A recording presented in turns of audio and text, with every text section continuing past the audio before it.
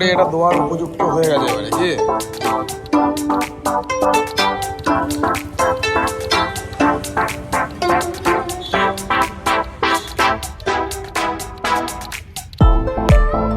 দেখালাম তোমাদেরকে গুড় তৈরি করা যেটা 1 নম্বর গুড় হয়। তো এখানে পুরো প্রসেসটা আমি দেখালাম যে খেজুর গাছের রস জাল দিয়ে কীভাবে এই রকম গুড় তৈরি করা হয়।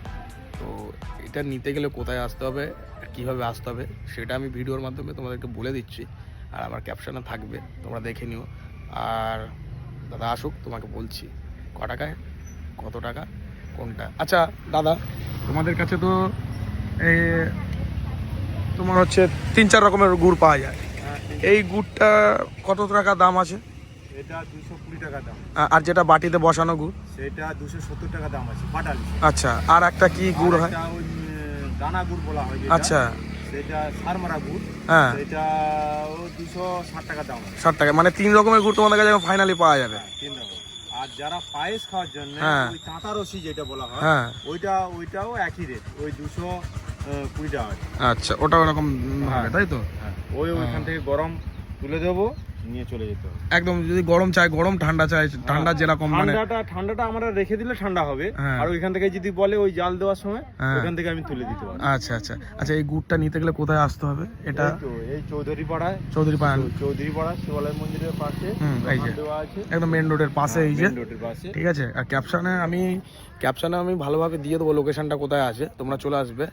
আর আমার যদি ভিডিও দেখে আসে তাহলে একটু কম হবে তো, মানে একটু দাম কমবে। হ্যাঁ হ্যাঁ, একটু কম নেবে। তো দাদার কাছে আসলে যদি বলো যে ভিডিও দেখে এসেছি, তাহলে একটু কম নেবে, যতটুকুনি পারবে। কারণ এনারা অনেক দূর থেকে এসে এখানে ব্যবসা করছে। আর এই দাদারা খুব ভালো। আজ প্রায় কয়েক বছর ধরে দেখছি আমাদের এখানেই আছে, আমাদের এখানেই বাড়ি। তো যারা জানো আমার বাড়ি কোথায়, তো তারা তো তাদেরকে আর লোকেশন বলতে হবে না। আর এখানে আসলে অন্য কোন জায়গায় ভেজাল দেয় কি না জানি না, এখানে কিছু দেয় না।